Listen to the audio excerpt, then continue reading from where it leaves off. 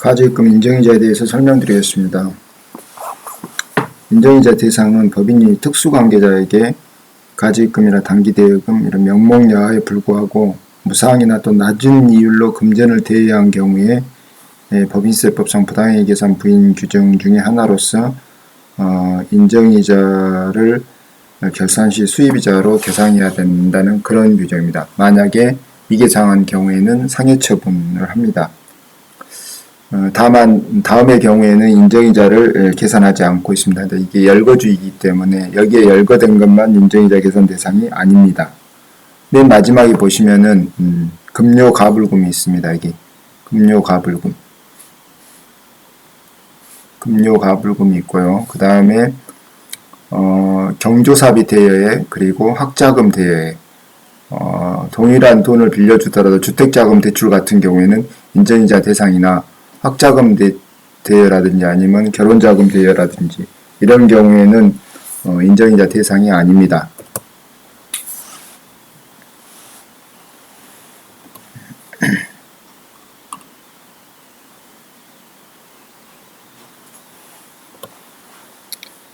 그리고 인정이자율 선택에 있어서 인정이자는 원칙은 가중평균 차입이자율이나 당좌대출 이자율을 선택할 수 있습니다. 그리고 당좌대출 이자율을 선택한 경우에는 3개 사업년도를 의무적으로 적용해야 되고 그 이후에 재선택이 가능합니다.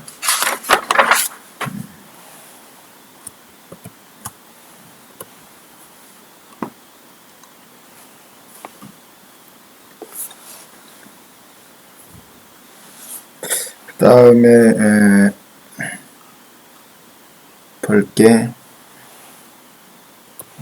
2016년도 3월 7일 이후 대여금부터는 4.6%를 적용할 수 있고요. 그 전까지는 6.9%입니다. 여기서 2016년 3월 7일 이전에 약정을 체결한 부분에 대해서는 6.9%가 계속 적용되고 2016년도 3월 7일 이후에 약정 체결분은 4.6%가 적용된다는 것입니다. 그리고 또 넘겨보겠습니다. 넘겨보시고 중요한 사항이 나머지는 다 아시는 내용이고요. 그 다음에 이거 한번 보겠습니다. 고액의 미수이자를 현금으로 회수하거나 아니면은 가지입금 원본에 가산하는 경우에는 특수관계자에 대한 가지입금에 대하여 미수이자를 계산한 후 1년이 되는 날에 미수이자를 회수하지 않고 가지입금 등의 원본에 가산한 경우에는 이를 회수한 것으로 보지 않고 있어 이 미수이자를 상해처분하고 있습니다. 상해처분하고 있으니까 주의해야 합니다. 그리고 그 밑에 보시면은 고액의 미수이자를 현금 회수로 처리한 경우에도 이와 관련하여 객관적 증빙을 제시하지 못하고 있는 점, 그 밖에 달리 회수되지 아니한 정당한 사유가 있다고 보기 어려운 점을 들여서 회수를 인정하지 않고 상해처분하고 있습니다. 따라서 반드시 예금 계좌를 이용해서 계좌이체 방식으로 회수를 해야 될 것 같습니다. 그리고 6번째 보시면은 법인의 대여금에 대한 미수이자 계산하는 거하고 그 다음에 이자소득 원천징수 하는 거 이 부분에 대해서 보겠습니다.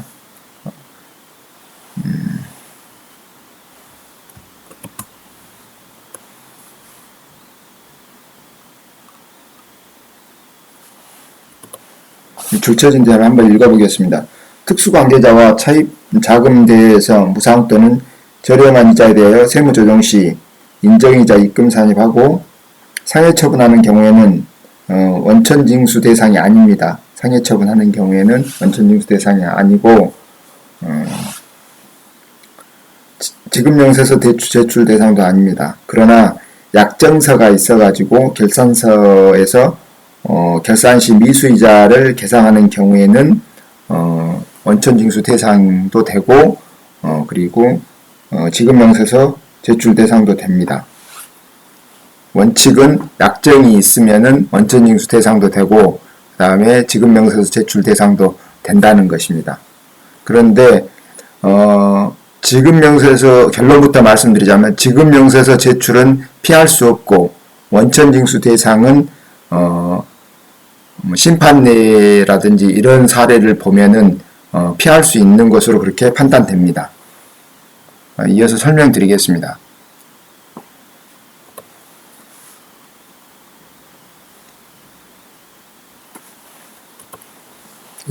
3호에 보시면은 지급이자 약정일이 있는 비영업대금에 대하여 약정일에 지급하지 않고 그 다음 과세기간 말일까지 지급받았다면 예를 들어서 이자 지급 약정일이 2013년도 12월 31일인데 약정일은 그런데 실제 이자는 2014년도 1년 후에 이게 수령했다면은 이 이자의 입금 기속 시기는 2013년 12월 30일 그러니까 즉 약정일이고 그 후 2014년 3월 31일까지 법인세 신고 시 과세표준에 포함해서 신고했다면 그 후 실제 수령하는 2014년 12월 31일에는 원천징수 대상이 되지 않는다 이렇게 되어 있습니다.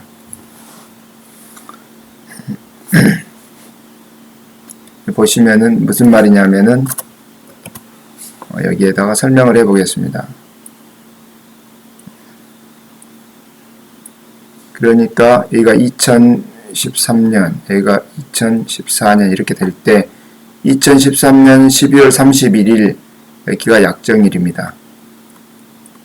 그러면은 약정일이 원래 수입 기속 시기이기 때문에 이 약정일 날 이자를 지급받지 못한다면은 미수이자, 그 다음에 수입이자 이렇게 분계가 되겠죠. 이렇게 분계가 되는데 이 미수이자 부분에 대해서 세무조정을 하지 않습니다. 왜 그러냐면은 약정일이 2013년도 12월 30일이기 때문에 그대로 세무조정을 않고 수입이자를 입금으로 그대로 보는 겁니다. 그리고 다음 연도 3월 31일 이때까지 세무신고를 하는 거죠. 세무신고를 하면은 결국 과표에 포함됐다 지금 그 말이죠. 그렇게 되고 그 다음 2014년도 12월 31일 날 실제 이제 회수를 했다. 그러면은 예금 그 다음에 미수이자 이렇게 회수가 되는 거죠. 그런 경우를 지금 말합니다. 그러면은 기속 시기는 2013년도이기 때문에 이때 13년도가 맞고 그래서 이제 2014년 3월 31일 날 법인세 신고를 하고요. 그 다음에 대금은 2014년도 12월 31일 날 이렇게 회수가 됐다. 그러면은 원천징수를 하지 않는다. 지금 그 말이죠. 그렇지만은 앞전에도 말씀드렸습니다만은 기속 시기가 2013년도이기 때문에 2월 28일까지 이자 소득에 대한 지급명세서를 제출해야 됩니다.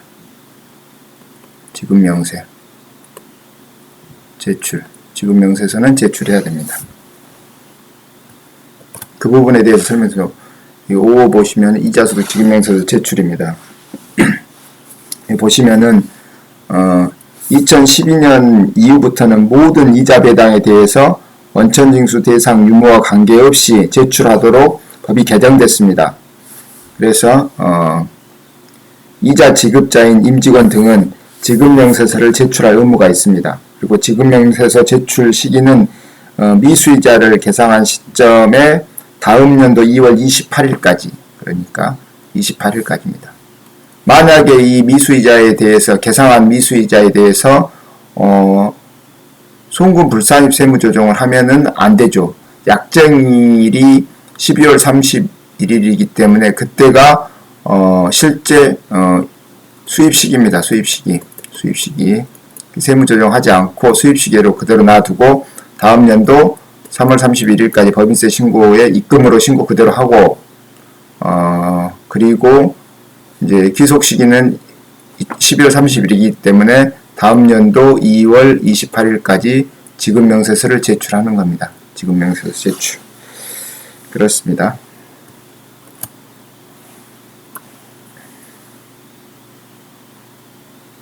한 가지 더.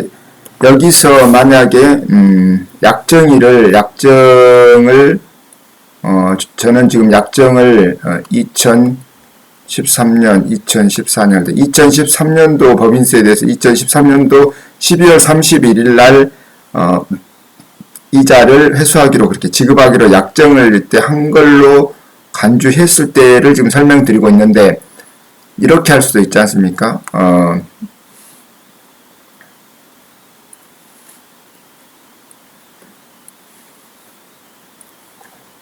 이때로 하지 않고 만약에 뭐 2014년도 예를 들어서 뭐 6월 30일로 약정이 돼 있다. 그러면은 당연히 약정이 이때 돼 있으니까 이때는 12월 30일 때는 이자 부분에 대해서 인정이자 계산 안 하는 겁니다. 인정이자 계산 않고 원래 비영업 대금에 대한 이자의 기속 시기는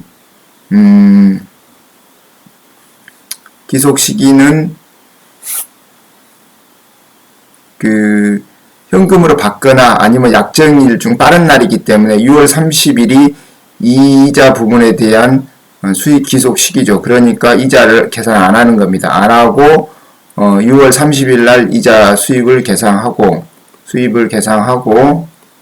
이때만에 돈을 받으면은 뭐 수입이자 그 다음에 예금 이렇게 뭐 분계가 되겠죠. 2년도 이때 2014년도에. 네, 우리는 지금 현재 다 2013년도로 약정이 돼 있다 이렇게 보고 지금 설명을 드리는 겁니다.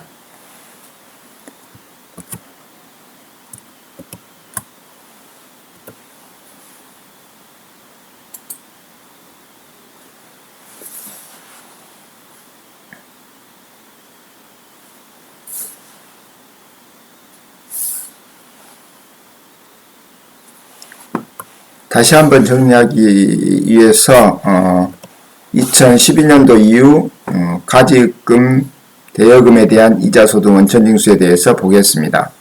먼저 약정이 없는 경우, 약정이 없다 그러면은 인정이자를 입금산입, 어차피 인정이자는 약정이 있든 없든 뭐 입금산입을 해야죠. 대신에 약정이 없기 때문에 세무상에는 그 이자 부분에 대해서 입금 산입하고 돈 금액에 대해서 상해 처분을 합니다. 상해 처분을 하니까 실제 이자를 지급하지 않았으니까 이자 소득에 대해서 원천징수 의무도 없고 그 다음에 지급명세 제출 의무도 없는 겁니다. 약정이 없으면은 실제 이자를 지급할 필요가 없지 않습니까? 그러니까 이자 지급을 안 하니까 원천징수 의무도 없고 지급명세 제출 의무도 없다.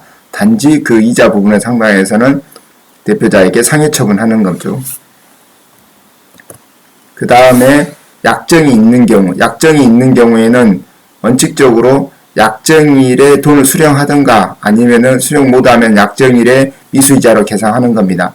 만약에 약정일에 돈을 수령했다 그러면은 원천징수 의무가 그때 원천징수를 하는 겁니다. 다음 달 10일까지. 그리고 그 다음 연도 2월 28일까지 지급명세서를 제출해야 합니다. 그리고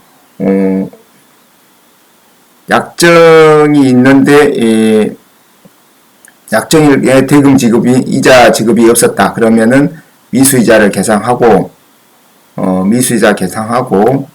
미수이자를 계산했는데 그 다음 연도 3월 31일까지 법인세 신고하고 그 이후에 대금을 이자를 회수했다. 그러면은 법인세 과세표준에 신고가 됐기 때문에 원천징수 의무는 없는데 이자 기속 시기가 도래했기 때문에 미수이자 계상한 시점에 이자 수입 시기가 도래했기 때문에 지급명세서 제출 의무는 다음 연도 2월 28일까지 있다. 이렇게 이해하시면 될 것 같습니다.